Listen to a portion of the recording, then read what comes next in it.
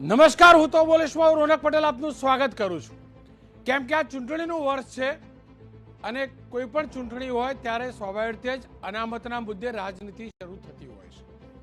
Political નિવેદનો આવતા હોય છે. કયા સમાજને અનામત મળશે, કયા સમાજને નહીં મળે, કયા સમાજ સરકારની સાથે, કયા સમાજ વિપક્ષની સાથે, આ તમામ મુદ્દે ચર્ચા થતી હોય છે. અને તમામની ઈચ્છા પણ હોય છે સમાજને જોડવાની, કારણ કે જ્ઞાતિવાદની રાજનીતિ જબરજસ્ત થાય છે.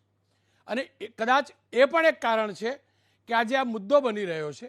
જો કે આજે મુદ્દો બનવા પાછળનું મોટું અને બીજું કારણ એ છે કે રામદાસ અઠવલે, જેઓ કેન્દ્રીય મંત્રી છે, એનડીએની સરકારના ઘટક પક્ષના કરતા ધરતા છે, અને તેમને આ નિવેદન આપ્યું છે. કેમ કે છેલ્લા કેટલાક વર્ષોમાં આપણે જોતા રહ્યા છીએ કે અનામત મુદ્દે જબરજસ્ત રાજનીતિ થઈ છે. અલગ અલગ પ્રદેશોમાં અલગ અલગ સમાજે અનામતની માગણી કરી છે. ગુજરાતમાંથી પાટીદારોએ અનામતની માગણી કરી, 13, 14, 15 આપણે જોયું. ત્યારબાદ અને તે જ સમયમાં રાજસ્થાનમાં ગુર્જર સમાજે પણ અનામતની માગણી કરી. તો મહારાષ્ટ્રમાં મરાઠા આરક્ષણ માટે આંદોલન થયું.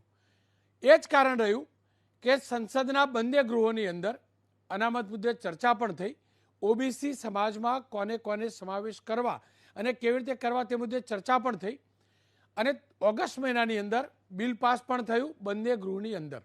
લોકસભા રાજ્યસભા બંને ગૃહમાં બિલ પાસ થયું અને બિલને રાષ્ટ્રપતિશ્રીએ મંજૂરી પણ આપી. મુદ્દો એ હતો કે ઓબીસીમાં કયા વર્ગને, કયા સમાજને સામેલ કરવો, તે જવાબદારી અથવા તે સત્તા રાજ્ય સરકારોને સોંપાઈ. અને કેમ કે સત્તા રાજ્ય સરકારોને સોંપાઈ હતી ત્યારે ગુજરાતમાં શરૂ થયું હતું કે શું પાટીદારોને ઓબીસી આરક્ષણ મળશે. પાટીદાર અનામત આંદોલન ચલાવનારા તમામ લોકોનું આ કહેવું હતું કે અમારી આર્થિક સ્થિતિ જાણી સમાજનું સર્વે થઈ અને આ અનામત મળવી જોઈએ. પણ હવે અવાજ ઉઠ્યો છે, જોકે ફરીવાર અવાજ ઉઠ્યો છે રામદાસ આઠવલે તરફથી. તેમને સ્પષ્ટ કહ્યું છે કે પાટીદારોને ઓબીસી આરક્ષણનો લાભ મળવો જોઈએ.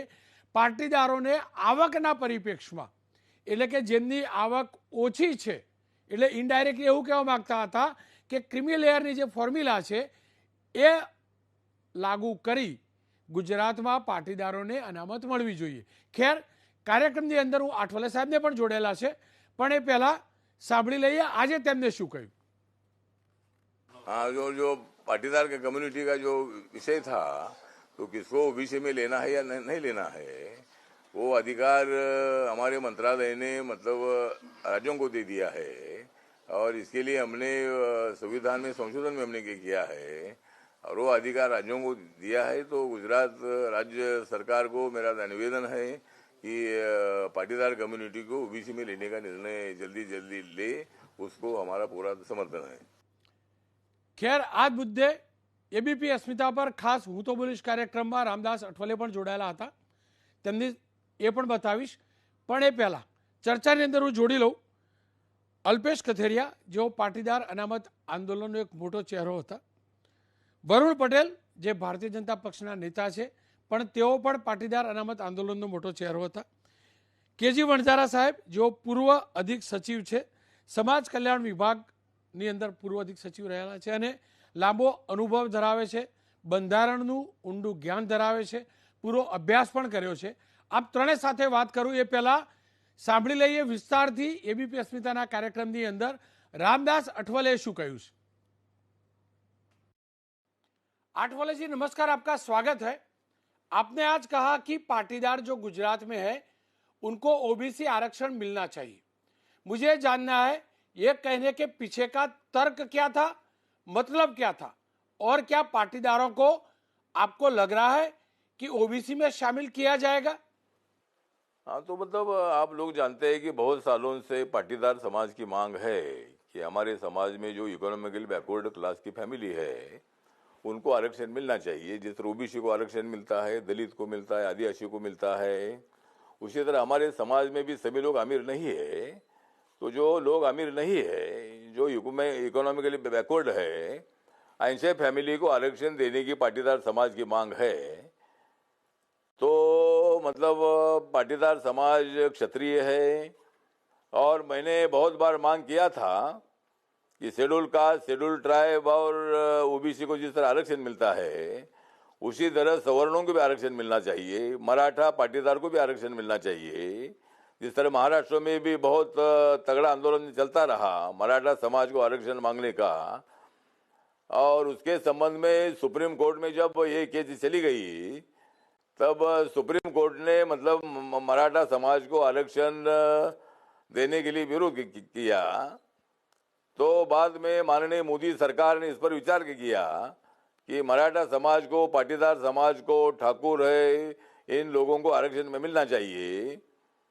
तो उसके लिए सरकार ने मतलब लोकसभा राज्यसभा में अमेंडमेंट करने का बिल लाया, और उसमें मतलब राज्यों को अधिकार दे दिया है कि कौन से जाति को ओबीसी में डालना है, वो अधिकार राज्यों को देने का निर्णय भारत सरकार ने ले लिया है।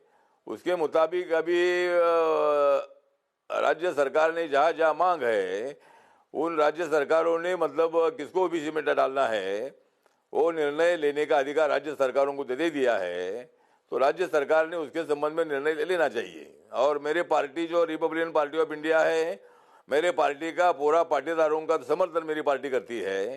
पाटीदार के समाज में जो गरीब लोग हैं, ऐसे लोगों को शिक्षा में और नौकरियों में आरक्षण मिलना ही चाहिए।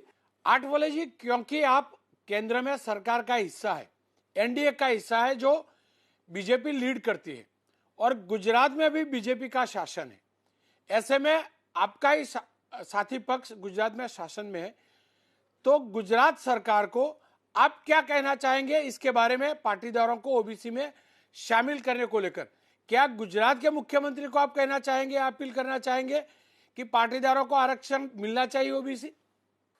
हाँ, तो गुजरात सरकार तो हमारी सरकार है, बीजेपी की सरकार है, और चाहे कोई भी राज्य के किसी भी पार्टी की सरकार हो, लेकिन अगर केंद्र सरकार ने, माननीय मोदी सरकार ने राज्यों को अधिकार दे दिया है, उसके मुताबिक यहाँ राज्य में भी विचार होना चाहिए। और केंद्र का भी मतलब पाटीदार समाज को पूरा समर्थन है। केंद्र भी मतलब जानता है कि पाटीदार समाज में गरीब लोगों की संख्या भी है, उनको आरक्षण मिलना चाहिए। तो उसके मुताबिक निर्णय होना चाहिए, ऐसा मुझे लगता है। माननीय नरेंद्र मोदी जी गुजरात से आते हैं, मैं महाराष्ट्र से आता हूँ। महाराष्ट्र में मराठा समाज का भी आंदोलन चला, तब हमने समर्थन किया था। या पाटीदार समाज के आरक्षण को भी मेरे पार्टी का, रिपब्लिकन पार्टी का पूरा समर्थन है, और पाटीदार समाज को आरक्षण मिलना चाहिए। यह चुनाव का साल है आठवले जी गुजरात का, और जिस प्रकार से आपको बयान आया है और जिस प्रकार से पाटीदार आरक्षण की आप बात कर रहे हैं, आपको लग रहा है चुनावी मुद्दा बन सकता है, उसके ऊपर राजनीति होगी, ज्ञातिवादी राजनीति होगी, और यदि राजनीति होती है तो उसका फायदा किसको मिलेगा? क्या बीजेपी उसका फायदा लेके जाएगी और यह चुनाव का मुद्दा बनेगा 2022 के? मतलब चुनाव पर असर तो पड़ने का विषय नहीं है। मतलब गुजरात सरकार जो है, सरकार हमारी सरकार है, पाटीदार समाज को समर्थन करने वाली सरकार है, दलित हो, आदिवासी हो, सभी को समर्थन करने वाली सरकार है, ओबीसी को समर्थन करने वाली सरकार है। और इसीलिए मुझे लगता है कि इलेक्शन का विषय जो है, इलेक्शन में तो नरेंद्र मोदी जी के नेतृत्व में गुजरात में बहुत बार बीजेपी ने सत्ता हासिल की है, और आज भी नरेंद्र मोदी जी का नेतृत्व पनपता रहा है, बहुत तेजी से आगे बढ़ रहा है। तो उनके नेतृत्व पर विश्वास रखने वाला पूरा गुजरात है, और इसीलिए गुजरात में बहुत ही ताकत से बीजेपी को आने वाले चुनाव में सफलता मिलेगी। सर, पाटीदार कम्युनिटी की गुजरात में जनसंख्या ज्यादा है, आबादी ज्यादा है, और यदि पाटीदारों को ओबीसी में शामिल किया जाता है तो आपको क्या लग रहा है, जो बाकी की कम्युनिटी जो ओबीसी में है वो नाराज नहीं हो जाएगी? क्योंकि उनकी जनसंख्या कम है, और बड़ी आबादी वाली जनसंख्या वाली कोई भी कम्युनिटी ओबीसी में शामिल होती है तो उनको नहीं लगने लगेगा कि हमारा जो कोटा है उसमें बड़ी कम्युनिटी आ जाएगी? और यह होता है तो क्या सरकार से, राज्य सरकार से जो ओबीसी की बाकी की कम्युनिटी है वो नाराज नहीं हो जाएगी? क्या बीजेपी को उसका नुकसान नहीं होगा? नहीं, मुझे लगता है कि वो नाराज होने का विषय नहीं है। मतलब हर एक का अपना अपना हिस्सा उनको मिलेगा, उसमें नाराज होने का विषय नहीं है। लेकिन पाटीदार समाज में जो अमीर लोग हैं उनको आरक्षण देने का विषय नहीं है। ये विषय है जिनका उत्पादन 8 लाख के अंदर है, ऐसे फैमिली को ही उसका फायदा होने वाला है। इसलिए बाकी के लोगों ने नाराज होने का कोई मतलब पैदा नहीं होता है। गरीब लोगों को आरक्षण मिलने वाला है। अठवले जी, आप जुड़े रहे, बाकी लोगों से बात भी कर लेता हूं और उसके बाद फिर से आपसे भी बात करनी है। आप जुड़े रहे, आपका बहुत बहुत शुक्रिया, लेकिन आप जुड़े रहे।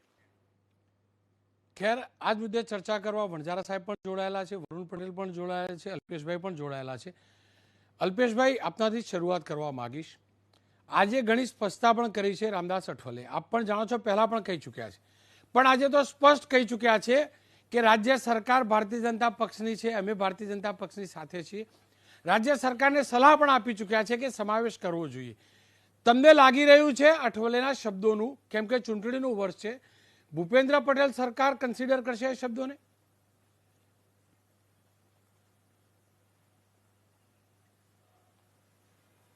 રોનકભાઈ, આજે આખી પ્રક્રિયા છે એને તો પહેલા આપણે ટેકનિકલી સમજવું જોઈએ કે થોડા સમય પહેલા કેન્દ્ર સરકારે જે અનામતમાં વર્ગમાં સમાવવાની સત્તા હતી રાજ્ય પાસેની, કેન્દ્ર પાસેની, એ સત્તા રાજ્યને આપી છે।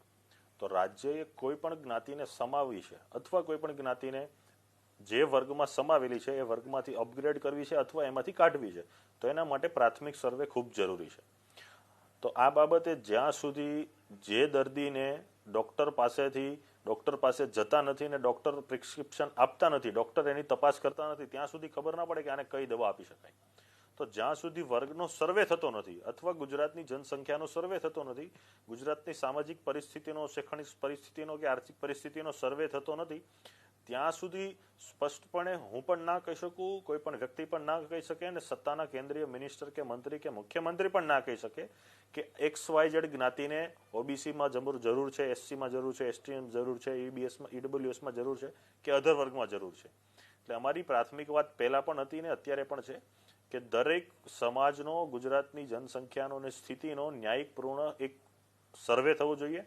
આ સર્વે આવ્યા બાદ જ પરિસ્થિતિ સ્પષ્ટ થશે કે ખરેખર ગુજરાતમાં કયા લોકોને, કયા વર્ગને ને કયા સમાજને અનામતના કયા સ્તરની કેટલી જરૂર છે। અલ્પેશભાઈ, કેમ કે કેન્દ્ર સરકારનો હિસ્સો પણ છે અને મંત્રાલય પણ એમની જોડે એ જ છે, અને એ જ્યારે સ્પષ્ટ કહી રહ્યા છે, તો તમને શું લાગી રહ્યું છે? હું એ જાણવા માંગુ છું, સરકારમાં એ સર્વે કરવાની વિલિંગનેસ નથી? કારણ કે ખુદ સામાજિક ન્યાય અધિકારી મંત્રી છે, સરકાર પણ એ જ પક્ષની છે, કેન્દ્ર સરકાર એનડીએ બીજેપી લીડ કરે છે, ગુજરાતમાં પણ બીજેપીનું શાસન છે, અને એ જ સરકારના એ જ વિભાગના મંત્રી કહી રહ્યા છે, તો સરકારની વિલિંગનેસ નથી એવું આપ માનો છો?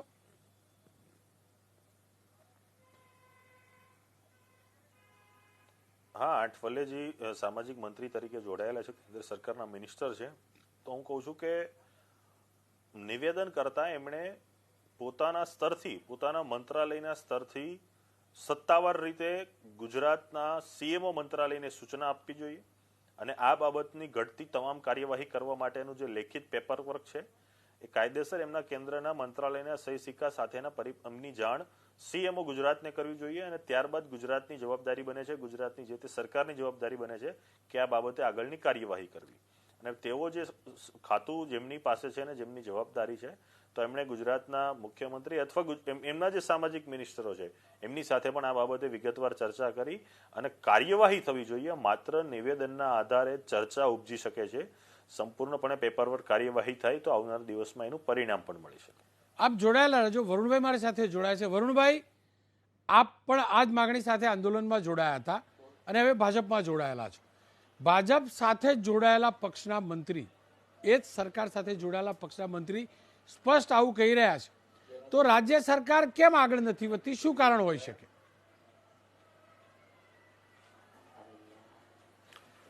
રોનકભાઈ નમસ્કાર। અમે અલ્પેશભાઈએ બધાએ અને લાખો કરોડો યુવાનોએ જે માગણી કરી એ માગણીના ફળ સ્વરૂપે ઈબીસી અનામત મળી, પણ તેમ છતાંય આજે આઠવલેજીનું પોલિટિકલ નિવેદન આવ્યું કે પાટીદારોને ઓબીસીમાં અનામત મળવી જોઈએ અને એમાં હું સહમત છું। આ જે નિવેદન છે આઠવલેજીના, જો નિવેદનનો આપણે રાજકીય રીતે અભ્યાસ કરીએ તો આ એક એમનું કેન્દ્રના મંત્રી તરીકેનું નિવેદન કરતાં વધારે એક રાજકીય પાર્ટીના અધ્યક્ષ તરીકેનું નિવેદન વધારે છે। એ કેન્દ્રના મંત્રી તરીકે એક નિવેદન કરતા હોત તો વાત અલગ હતી, આજે રાજકીય પાર્ટીના અધ્યક્ષ તરીકે નિવેદન કરે છે, પણ તેમ છતાંય આ જે નિવેદન છે એ અમારા અલ્પેશભાઈ બધા માટે તો સ્વાગત કરવા જેવું નિવેદન છે.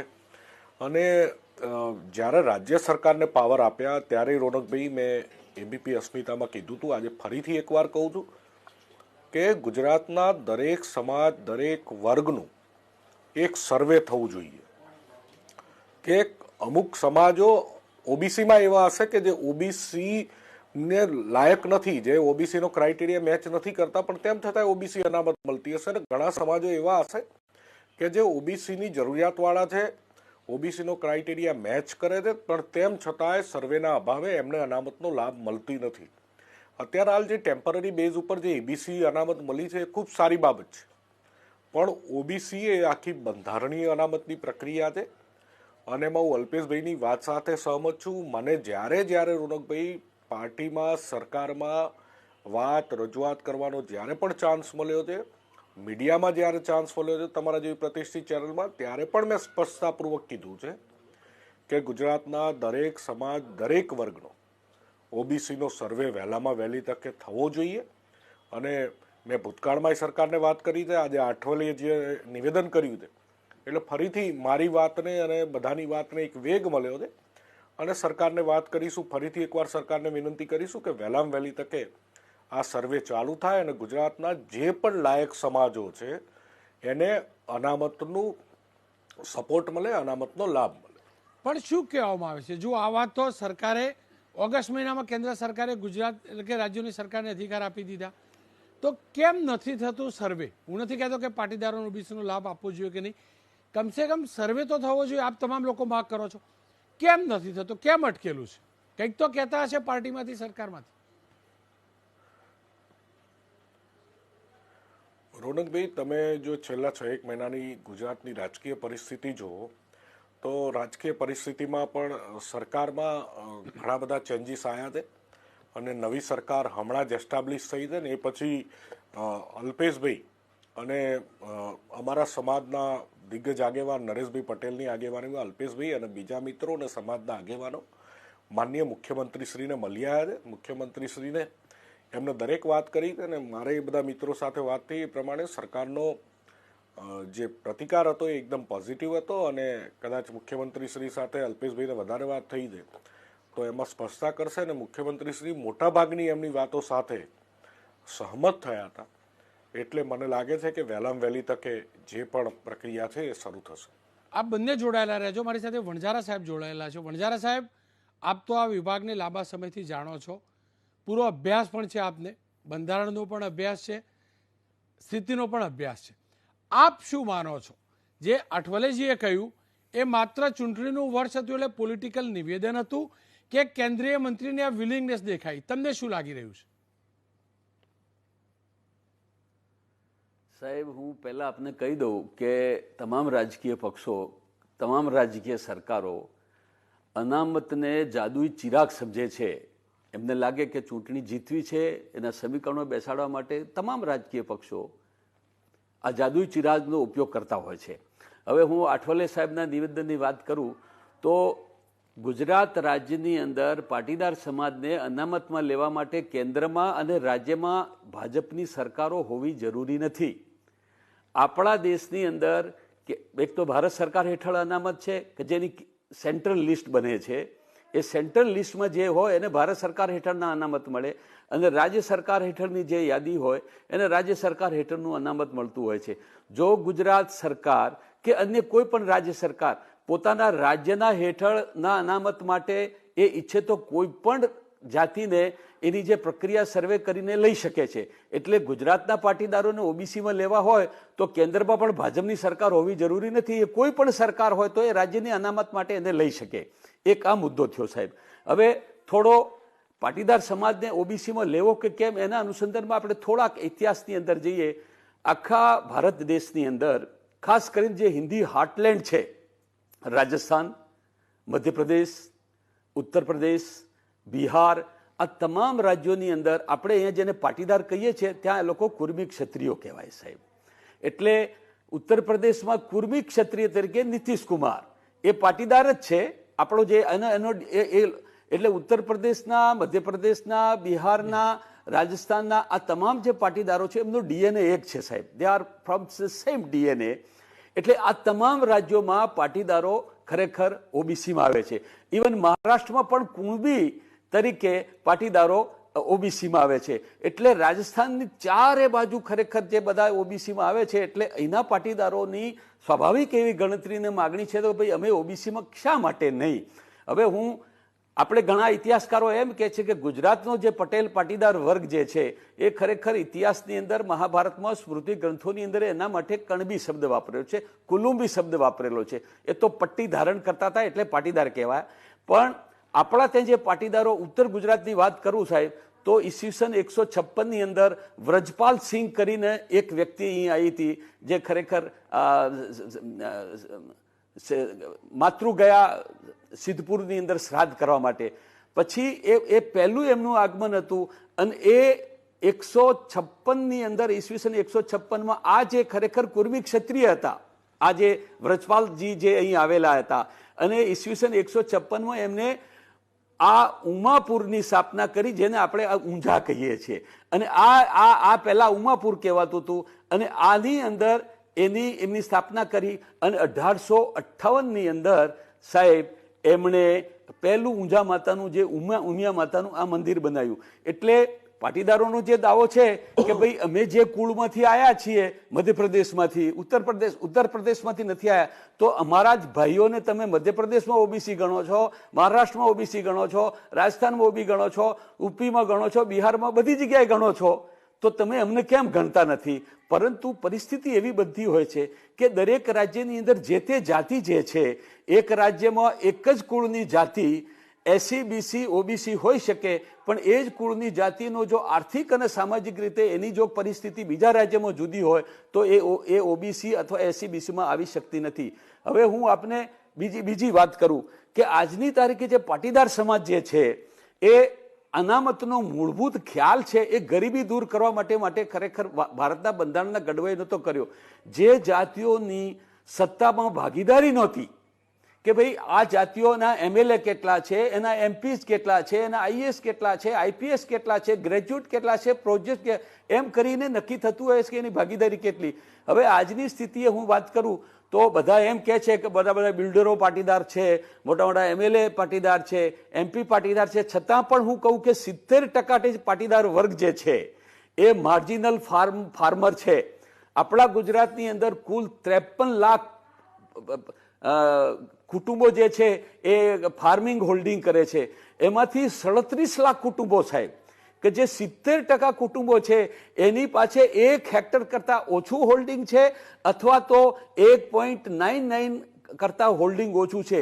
એટલે એ દ્રષ્ટિ જોઈએ તો કોઈ એમ કે પાટીદારો તો ખરેખર થોડાક ચહેરા દેખાય છે, ખોડલધામ મોટું દેખાય છે, ઉમિયાધામ મોટું દેખાય છે અને એમની સંખ્યા છે એટલે એમએલએ પણ વધારે દેખાય છે, પણ એક વિશાળ વર્ગ જે છે એ ખરેખર એ તો આ સંગઠિત સમાજ છે એટલે એ લોકો ખરેખર એકબીજાને સંભાળી લેતા હોય છે. પણ 70% લોકોનું જે જમીન હોલ્ડિંગ છે એ 2 થી 3 વીઘા જ છે. એટલે એ ધ્યાનમાં રાખવા આ લોકોની જે ખરેખર માગણી છે. બીજું કે ગુજરાતની અંદર જે રાજપૂત ક્ષત્રિય વર્ગ છે લગભગ 95% ઓબીસીમાં આવી ગયો છે. જેને કાઠી રાજપૂત કહીએ છીએ એ પણ ઓબીસીમાં છે, હાટી દરબાર કહીએ છીએ એ પણ ઓબીસીમાં છે, જેને આપણે કારડિયા રાજપૂત કહીએ છીએ એ પણ ઓબીસીમાં છે, જેને આપણે નાડોદા રાજપૂત કહીએ છીએ એ પણ ઓબીસીમાં, જે ખરેખર ભાથી રાજપૂત છે એ પણ ઓબીસીમાં છે, ઠાકોર ક્ષત્રિયો અને ક્ષત્રિય કોળી એ પણ બૃહદ ક્ષત્રિય સમાજનો ભાગ છે. પણ જે રેગ્યુલર જે રાજપૂતો જે છે એમાંથી 95% છે. એટલે હાર્ટબર્નિંગ પાટીદાર સમાજને પણ થાય છે કે ભાઈ આ જો જાગીરદાર આટલો મોટો ક્ષત્રિય રાજપૂત સમાજ જો ઓબીસી થઈ જતો. ફરી આપને કહું કે ઉત્તર ગુજરાતની અંદર જે ખરેખર ભૂમિયા રાજપૂતો છે અને કચ્છની અંદર જે ભૂમિયા રાજપૂતો છે આ બધા ગણીને 95% રાજપૂત ક્ષત્રિય જારીન ઓબીસી. એટલે પટેલ સમાજને સ્વાભાવિક થાય છે કે ભાઈ તો અમે કેમ નથી એમ. એટલે આ સંજોગોની અંદર રાજ્ય સરકારે આ ખરેખર એમને લેવા હોય તો એ લઈ શકે છે અને એના માટે ભારત સરકારની મંજૂરીની જરૂર નથી. ભારત સરકારના લિસ્ટમાં આવવું હોય તો નરેન્દ્ર મોદી સાહેબ નક્કી કરે, પણ રાજ્ય સરકારના અનામતમાં એમને આવવું હોય તો ભારત સરકારની મદદ વગર રાજ્ય સરકાર નક્કી કરી શકે, એનો સર્વે કરાવે.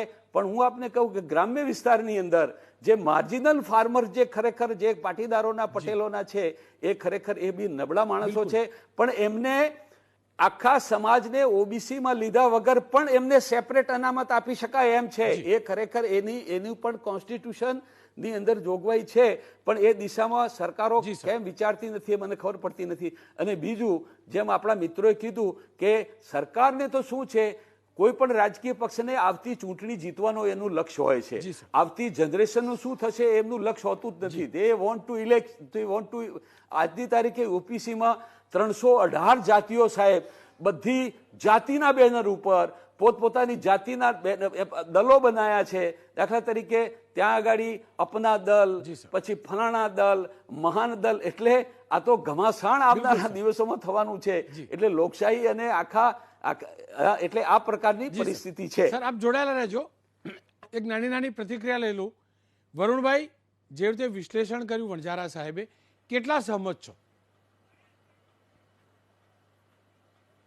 વણજારા સાહેબે પોતાના અનુભવને આધીન ખૂબ સારું વિશ્લેષણ કર્યું, અને અમે તો વણજારા સાહેબની વાત જોડે સહમત હતા. અને એટલે જ અનામત આંદોલનની લડાઈ લઈ અને અમે બધા મિત્રો નીકળ્યા હતા, અને એના ફળ સ્વરૂપે ઈબીસી મળી.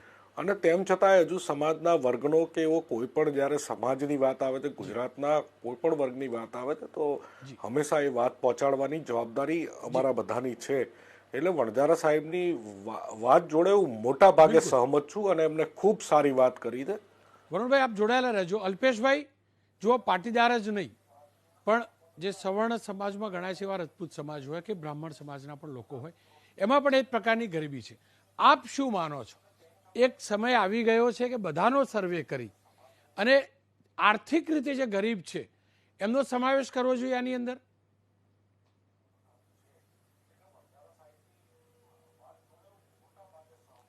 અલ્પેશભાઈ, અનામતનું જે ધોરણ છે, એસસી હોય, એસટી હોય, ઓબીસી હોય કે ઈબીસી હોય, દરેકનું અલગ અલગ ધોરણ છે અને દરેકનું અલગ અલગ સ્ટાન્ડર્ડ છે અને એના અલગ અલગ ભાગો છે. પ્રાથમિક બાબતમાં જ્યાં સુધી સર્વે થતો નથી ત્યાં સુધી આ બાબતે કોઈ પણ સ્પષ્ટતા, કોઈ પણ ક્લિયરન્સ સર્ટિફિકેટ પ્રાપ્ત થતું નથી કે કયા સમાજનો, કયા વર્ગનો કેમાં સમાવેશ થવો જોઈએ. એટલે જે મુખ્ય બાબત છે કે જે પણ સમાજ હોય, એ ચાહે પાટીદાર સમાજ હોય કે અન્ય સમાજ હોય, સર્વેની સ્થિતિમાં જે પરિણામ આવશે એના આધારે વર્ગીકૃત થઈ શકશે કે કયા સમાજને કેની જરૂર છે. આ બાબતે સરકારે ન્યાયપૂર્ણ સર્વે કરવો ખૂબ જરૂરી છે. અને સમાજની દરેક બાબતને માત્ર અનામતના આધારે જ ગરીબી દૂર નથી થતી, પરંતુ એનાથી સામાજિક, શૈક્ષણિક કે આર્થિક રીતે સમાજને આગળ આવવા માટેનો એક મોકો પ્રાપ્ત થાય છે, જેનાથી સમાજનો વિકાસ થતો હોય છે. ખેર, અનામત લાવવા પાછળનો આશય ઘણો શુભ હતો. એ વર્ગને અપલિફમેન્ટ માટે હતો, જેને ખરેખર દેશ અને સમાજ તરફથી મજબૂત તક મળવાની, એક મજબૂત પ્લેટફોર્મ મળવાની જરૂર હતી. અને એટલે જ બંધારણના ઘડવૈયાથી લઈ તમામ લોકોએ એ બંધારણની અંદર જોગવાઈઓ કરેલી. પણ સવાલ એ છે કે આટલા વર્ષો પછી પણ શું આપણે એ તમામ સમાજનું અપલિફમેન્ટ કરી શક્યા છીએ ખરી? અને શું જે બંધારણની જે નીતિ છે, બંધારણની અંદર જે જોગવાઈઓ છે અને હાલ જે અનામતની નીતિ છે, તેમાં કોઈ ફેરફાર કરવાનું સરકાર વિચારી રહી છે?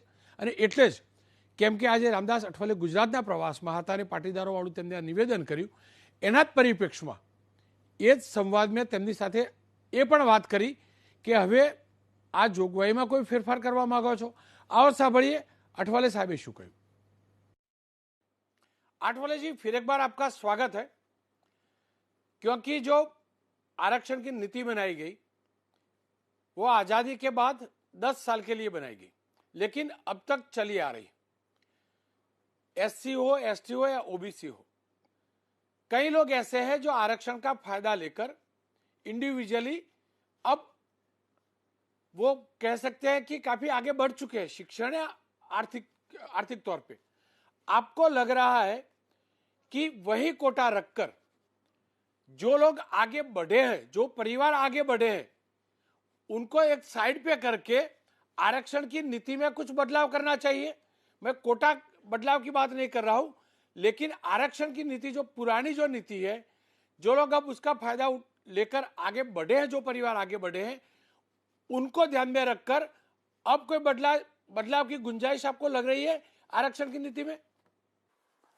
नहीं, मुझे लगता है कि SC/ST का आरक्षण एक कास्ट बेस पर है, मतलब जाति के आधार पर ये आरक्षण मिला है।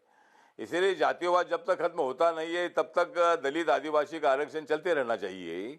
अगर जातिवाद खत्म हो जाएगा तो मतलब हम आरक्षण छोड़ने के लिए तो तैयार है, लेकिन जिस तरह हमको आरक्षण मिलता है हमारे पॉपुलेशन के हिसाब से मिलता है, जिस तरह 15% देश भर में शेड्यूल कास्ट का पॉपुलेशन है, पहले 15% था, 7.5% ट्राइबल का था, अभी 2011 की जनगणना के मुताबिक 16.6% शेड्यूल कास्ट का पॉपुलेशन है और 8.4% ट्राइबल का पॉपुलेशन है। दोनों मिलाकर 25% हमारा आरक्षण मतलब हमारा पॉपुलेशन है, तो हमको 22.5% ही आरक्षण मिलता है। तो मुझे लगता है कि जिस तरह आरक्षण का मुद्दा है, अभी माननीय मोदी सरकार ने सवर्णों को आरक्षण देने का भी निर्णय ले लिया है। 10% आरक्षण जो SC/ST OBC में जो कास्ट आती नहीं है, ऐसे हाई कास्ट के समाज के इकोनॉमिकली बैकवर्ड क्लास के फैमिली को 10% आरक्षण देने का निर्णय हो चुका है और उसका फायदा सभी ब्राह्मण और बाकी के लोगों को भी हो रहा है। तो इसीलिए आरक्षण अभी सबको मिल रहा है। इसलिए मुझे लगता है कि आरक्षण जिनको जरूरी है उनको मिलना ही चाहिए, ऐसा मेरा मानना है। सर, एक आखिरी सवाल, मेरा कहने का मतलब यह है कि जो कोटा तय किया गया है SC या ST के लिए, उसमें कोई बदलाव की मैं बात नहीं कर रहा हूं। मेरा कहने का मतलब यह है कि कोई एक परिवार जो SC से है या ST से है, उन्होंने आरक्षण का एक जनरेशन ने लाभ लिया, अब वो परिवार शैक्षणिक तौर पे भी काफी आगे बढ़ा है, सनदी अधिकारी तक बन चुके हैं उनके परिवार के लोग, और कुछ परिवार इस प्रकार का फायदा लाभ लेकर उनको ये बेनिफिट मिला है, उसको चल के वो सोशली तो आगे बढ़े, इकोनॉमिकली भी काफी स्ट्रांग हुए हैं SC और ST में। क्या इस बात को ध्यान में रखकर, क्योंकि वो आगे बढ़ चुके हैं, अब कोटा तो फिक्स है, तो वो परिवार आगे बढ़ने के बावजूद भी उसी कोटा में लाभ लेते हैं, जिसके चल के उसी कम्युनिटी के, उसी कोटा के जो बाकी के लोग जो हैं, जो आज भी पिछड़े हुए हैं, उनको कम मौका मिलता है क्योंकि कोटा तो फिक्स है।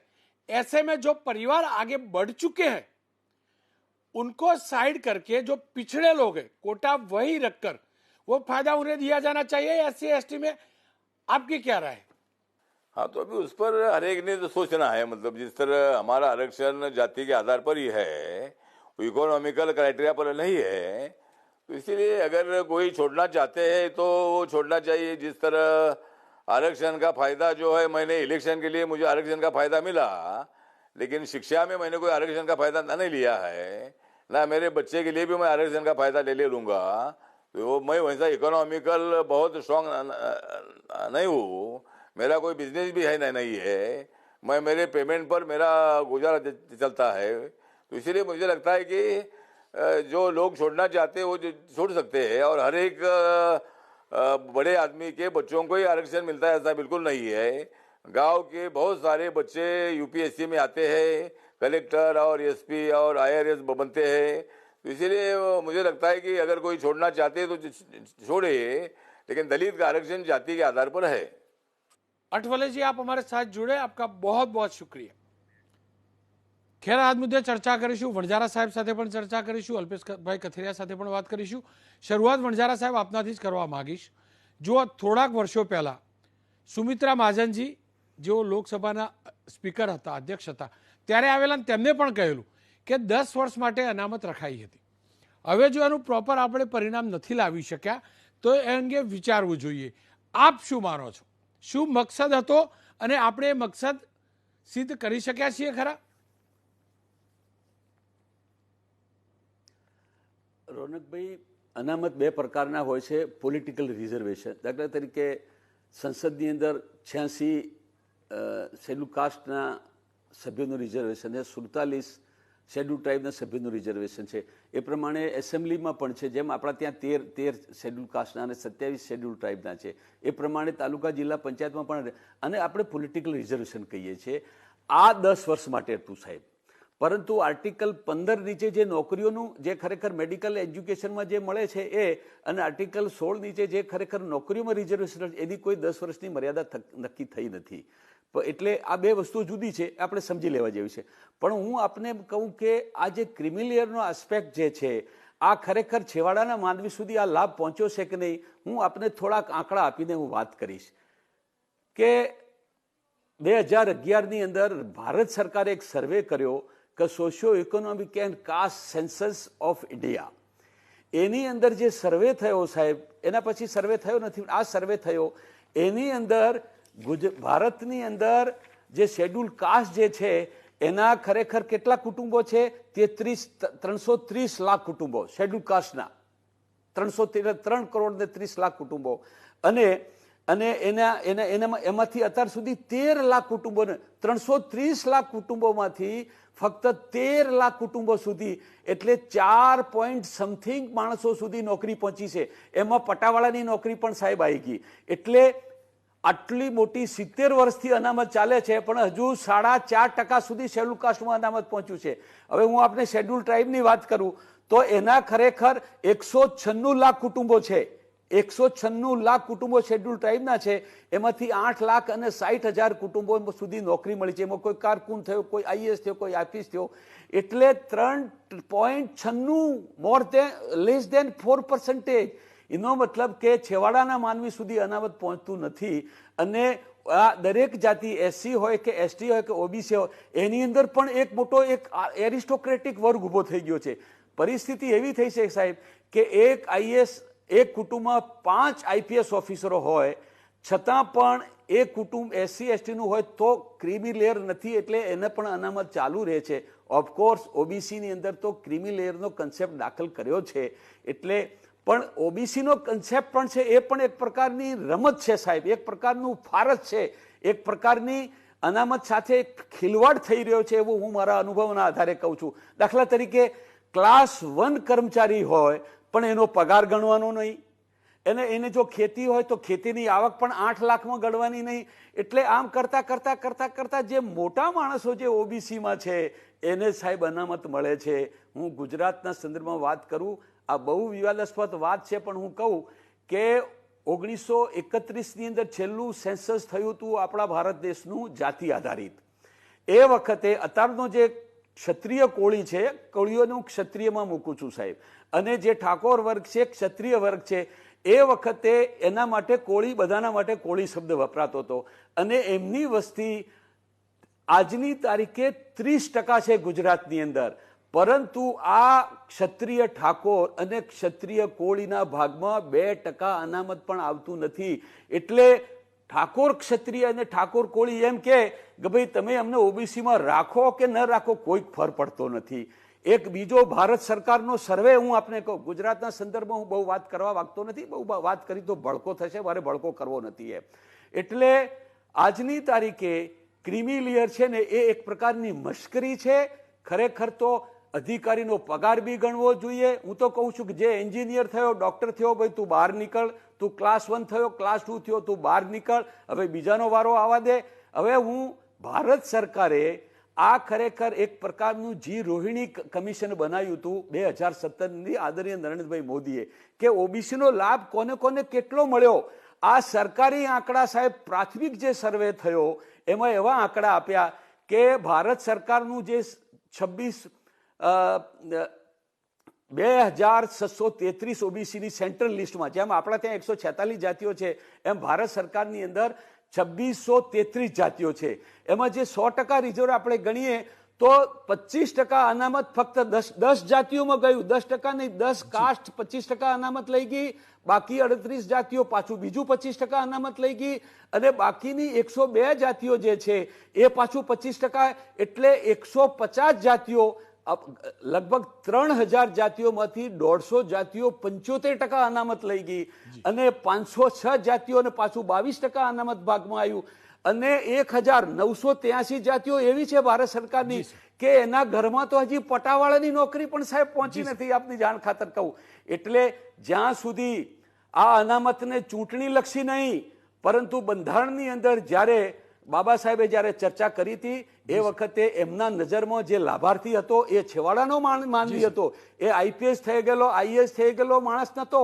એટલે એસસી એસટીમાં પણ ક્રિમિલિયર દાખલ કરવું જોઈએ. એમના 7% ડિસ્ટર્બ કરવાની જરૂર નથી, 7% કન્ટિન્યુ રાખો, 16% કન્ટિન્યુ રાખો, પણ એમાં પણ હાવ જે નાનો માણસ છે એના સુધી અનામત પહોંચતું નથી અને પહોંચશે બે નહીં. અત્યારે તો પરિસ્થિતિ સાહેબ, એક બાજુ પેપર ફૂટી જતા હોય, એક બાજુ ખરેખર જાતિઓએ કોચિંગ સેન્ટરો ઉભા કર્યા હોય, એટલે નાની નાની જાતિઓ જે છે એ અનામતમાં તમે એનું માથું ગણાય છે.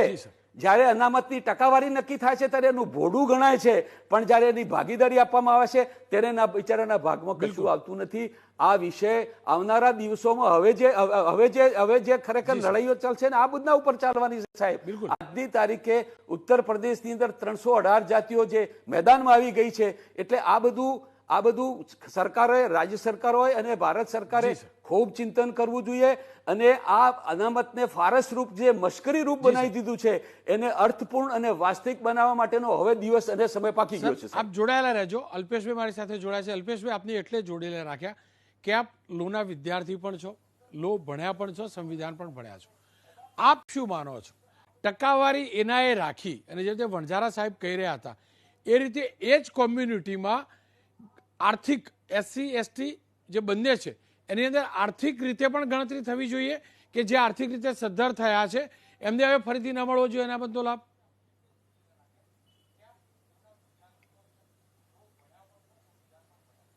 રોનકભાઈ, વિશ્વના ઘણા બધા બંધારણનો અભ્યાસ થયા બાદ ભારતનું ખૂબ મજાનું બંધારણ એ વખતના ઘડવૈયાઓએ સૌ સાથે મળીને બનાવ્યું છે. અને આપણા બંધારણની એક ખાસિયત એ છે કે આપણું બંધારણ છે લેખિત તો છે જ, પણ સાથે એટલું જ ફ્લેક્સિબલ છે કે પરિસ્થિતિના આધીન તમારી સમક્ષ કંઈક સમસ્યા ઊભી થાય છે તો સાંસદ આ બાબતે ગહન ચર્ચા વિચારણા કરી અને બંધારણની અંદર નાના મોટા વધતા પ્રમાણમાં મૂળભૂત અધિકારોને સ્પર્શ કર્યા વગર સુધારાઓ કરી શકે છે.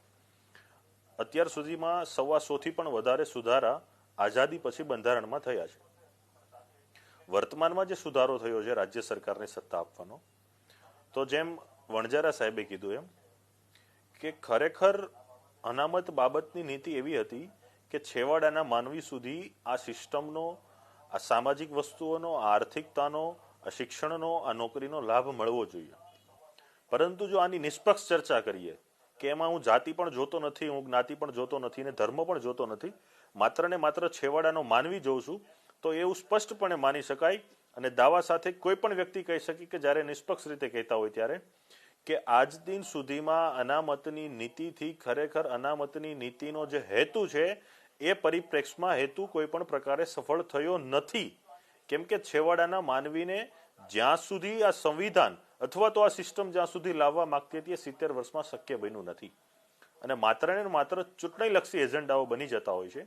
એટલા માટે છેવાડાના માનવીને ઉપર લાવવા માટે ઘણા બધા એવા વચ્ચે એક મને ગ્રુપ એક્ઝેક્ટ યાદ નથી, એમાં ચર્ચા હતી અને વચ્ચે આ માર્કેટમાં પણ આ વિષય આવ્યો હતો કે જે કુટુંબમાં એક વ્યક્તિ કોઈ સારી પોસ્ટ ઉપર છે અથવા અનામતનો લાભ લે છે તો એ કુટુંબના અન્ય વ્યક્તિ અથવા કુટુંબના પછીના સભ્યોને આ લાભ ના મળવો જોઈએ. તો આવા ઘણા બધા પ્રતિકાત્મક સુધારાઓ છે ને હકારાત્મક બાબતો છે કે જેનાથી અનામતની નીતિ સફળ બને.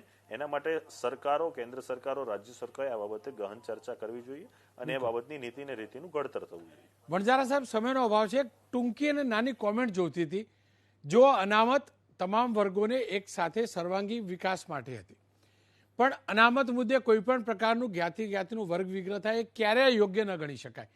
એક લાઈનમાં કોઈ પણ પ્રકારનો વર્ગ વિગ્રહ ન થાય અને બંધારણનો જે હેતુ હતો અનામતનો એ જળવાઈ રહે માટેની કોઈ દવા હોય તો શું હોઈ શકે? સાહેબ, આની અંદર ક્રિમિલેયર પોલિસી શેડ્યુલ કાસ્ટમાં દાખલ કરો, ક્રિમિનલ શેડ્યુલ ટ્રાઇબમાં. પહેલા ક્રિમિનલ પોલિસી નહીં કરવું એવું ખરેખર સુપ્રીમ કોર્ટનું જજમેન્ટ આવ્યું હતું. પી નાગરાજે એક એવું જજમેન્ટ આપ્યું છે કે જેને તમે અનામત આપો છો એને ક્લાસ તરીકે તમે બેકવર્ડ ગણો છો. આપણા ત્યાં કાસ્ટ પણ બેકવર્ડ છે ને, ક્લાસ અને કાસ્ટ એક જ છે સાહેબ.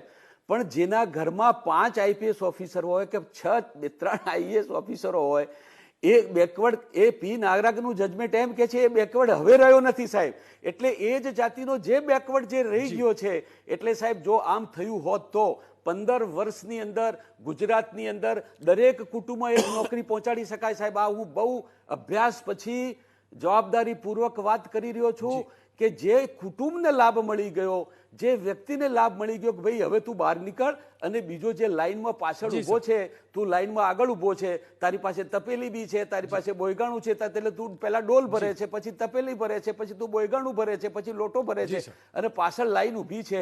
એટલે આ લાઈન પાછળ જાય એના માટેની આદરણીય નરેન્દ્રભાઈ મોદીએ જે રોહિણી કમિશન નીમ્યું એ આશયથી નીમ્યું છે. અને પરંતુ આ અત્યારે હાલ જે આખું જે કાસ્ટવાદી જે પોલિટિક્સ છે એની અંદર એવો નિર્ણય લેવાની તાકાત મારી દ્રષ્ટિએ કદાચ એકલા નરેન્દ્રભાઈ મોદીમાં છે. એ નિર્ણય લેતો લે, બાકી બીજી કોઈ માણસ આનો નિર્ણય નહીં લઈ શકે, હું આપને કહું. અને આપની જાણ ભારતના જે 5 રાજ્યો છે, 11 રાજ્યોની અંદર આ ખરેખર અનામતના ટુકડા કરી દીધા છે કે ભાઈ 10 જ જાતિઓને જો ફક્ત 3,000 માંથી 150 જાતિઓને 75% રિઝલ્ટ મળી જતું હોય તો પછી આ તો મશ્કરી થઈ ગઈ. સાહેબ, આપ સમજ્યા કે સમજ્યા? સર, આપ અમારી સાથે જોડાયા બદલ ખૂબ એની પોલિસી નવેસરથી ઘડાવી જોઈએ.